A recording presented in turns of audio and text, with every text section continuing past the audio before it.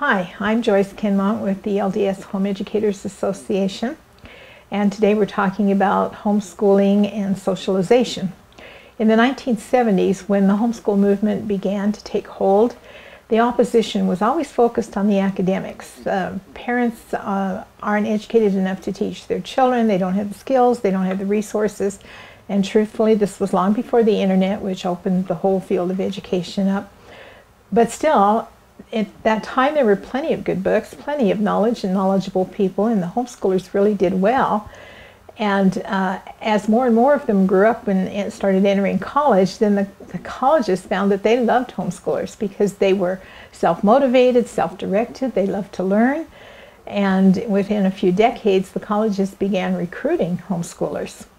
So the academic objection became unsustainable in the face of the evidence from the colleges and the research that was being done.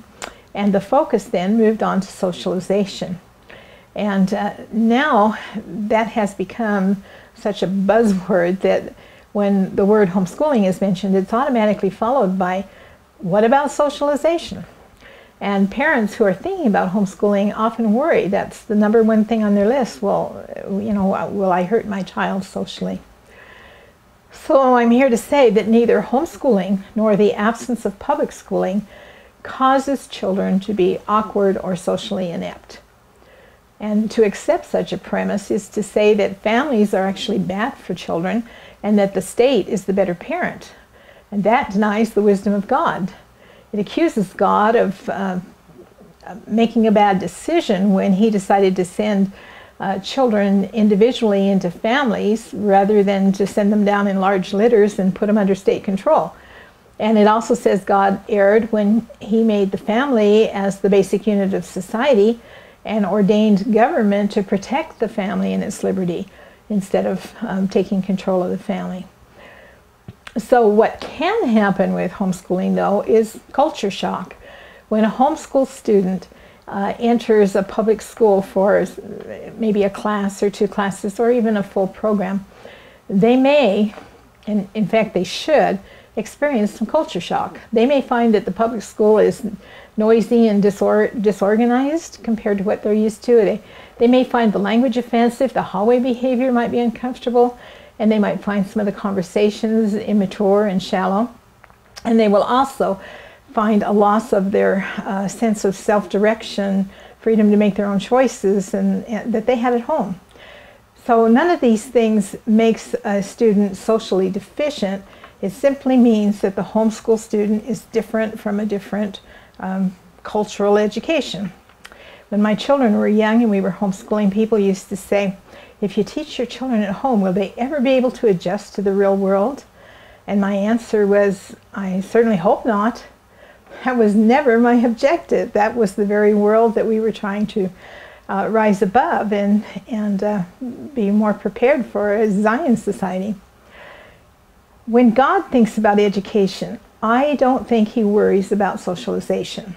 I don't think he sees dozens and dozens and more dozens of peers as a necessary component of education. And surely the Savior must have had a part in arranging the circumstances for his own mortal birth from before that time. And of course his mortal birth would then dictate the educational system in which he was born and raised. So if we go to the Bible dictionary and look under education, we are told that the boy Jesus in his youth would have been taught first at home by his mother and probably would have been taught Bible stories until he was 6. And then all the boys in the community would attend school in the synagogue. And the writing under the heading of education says, until a boy was 10, no textbook was used but Scripture. So that was their course of study until they were 10. Then in the entry says the whole purpose of education was religious. And there's not a word of concern about socialization. And then, of course, at the age of 12, Jesus presented himself for oral examinations to the priests in Jerusalem. And he seems to have done quite well there, although I'm sure that at the end of the day, when the priests walked home, they were shaking their heads and murmuring about how socially weird that one boy was. Well, we need to remember that education and socialization are two separate issues. They're intertwined, but they're two separate responsibilities of parents, along with a list of other responsibilities. Parents are divinely assigned to take care of the family health, the family finances, the family religious observances, etc., etc. So in their assignment for their educational responsibilities, parents are to choose and oversee the education of their children, not to default to what's popular and seems easier. And then in the socialization responsibility, parents need to teach social skills and to provide social interactions. Those are two things that I don't think people think about when they talk about socialization. I don't think they've really thought this through. Now, to accomplish those two things, there are actually three things the parents need to do. First, they need to set family social standards. When I was a little girl, my grandmother would always tell me, children are to be seen and not heard. And I guess in her day, that was the social standard. Now, our own family standards might define who's welcome to be in our home, what kind of people are not allowed, either in person or through the media, and maybe how family members are to behave and how their friends are to behave in our home, and what words we want said and what words we do not want said in our home. Maybe a family dress code, rules of etiquette, and so forth. And it's really nice if parents can have these written so that children grow up knowing that the family standards are, knowing that the family has standards that come from a source beyond ourselves. And then secondly, after the standards are set, then the parents need to teach the social skills. They'll teach their children to eat with a fork instead of their fingers. They'll help them learn to say please and thank you. And they'll teach them to wait their turn, control their temper, and how to act in various social situations and so forth. So you have standards, and then you have skills for those standards.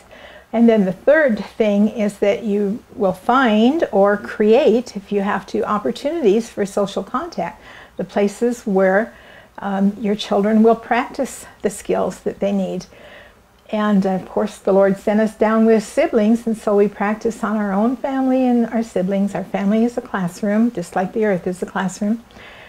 We have extended family, we have friends, we have little play groups for the little ones, we have neighborhoods, church and community, and homeschoolers tend to gather into groups for social activities and sometimes for educational activities as well. So when parents choose the social opportunities for their children, and when they choose educational opportunities that are outside of the home, parents need to consider their family and their religious social standards, and those things need to correlate.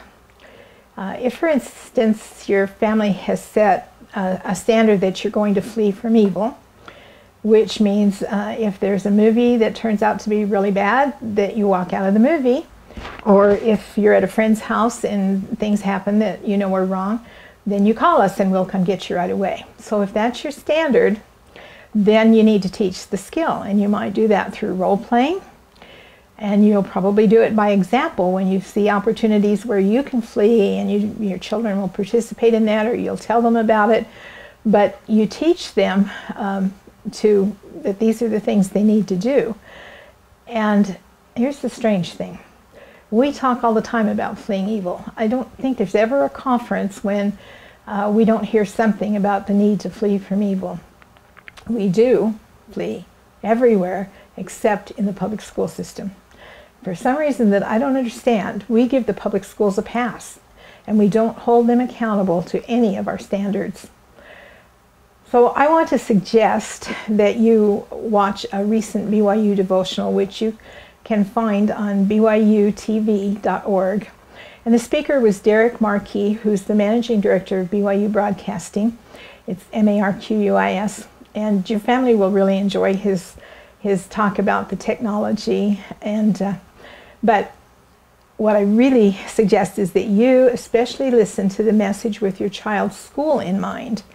When Brother Marquis is reading President Monson's quote from his conference address about the chasm between the church and the world, that may have a different meaning to you if you're thinking about education. And even more so when he tells the story of the blackbirds. If you're thinking about your child's schooling, then this is going to be very meaningful to you. Two more thoughts. First, some parents say, my child is very social. This is not about education. He just wants to go to public school to have friends. Well, as a taxpayer, I object to that use of taxpayer funds, and if socialization is that important, let's just build playgrounds and football fields and return the rest of the money to the taxpayers. But really, beyond that, I have to say that if a child is that social, public school may be the last place you want to send him, because maybe he will have no resistance if this is what he thinks he's looking for. And instead, you may have to think creatively and find ways for that child, and actually it's usually the girls that are so social, but find ways for her to develop her social needs into leadership skills. You can arrange friendships with adults and elderly people and young people and babies and service opportunities with all kinds of situations. You can start a 4-H group or a book club. And if she is social, she should probably be able to attract peers into your home where you can make good things happen for her and her friends.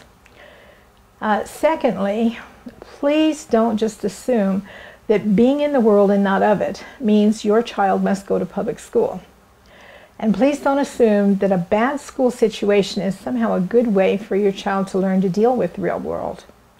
And please don't assume that your child should be in public school to do missionary work. Any of those things may be the case. There might be a mission for your child, and there are some good things still available in some public schools, and I won't argue with anyone's personal revelation about that, but please don't choose a bad school situation by default.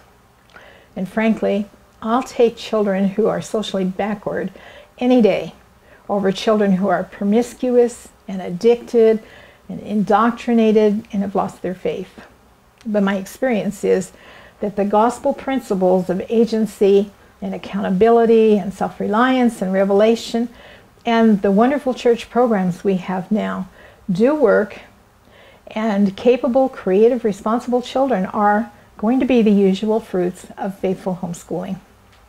Homeschool is really about freedom. It's your freedom to choose. The choices are unlimited. You have, besides some public school options, you have private school and charter school and part-time schools. You can split enrollments between several things. You've got all kinds of online options, mentors, tutors, and the whole world is open to you. Homeschool really only means that the office is at home, where it should be. So let me end with a short story here.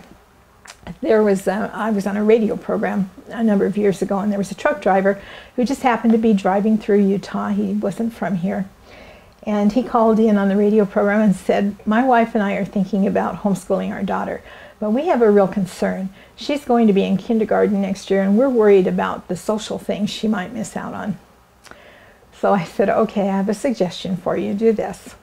Make a list of all the attributes you want your daughter to have when she finishes school. You want her to be kind, you want her to be honest, polite, modest, self-controlled, self-motivated, and not peer-dependent.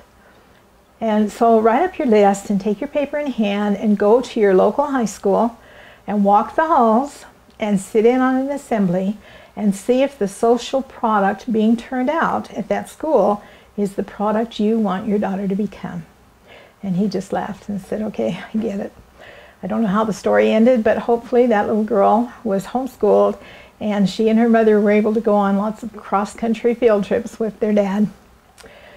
So parents, at least here's a suggestion: start with a list and then keep questioning. What is the proper role of socialization? Who sets the standards? Is it done on earth, or is this a divine mandate? Who's responsible, the state or the family? There's a whole lot more to be said on this issue, so we'll be continuing again soon. Thanks.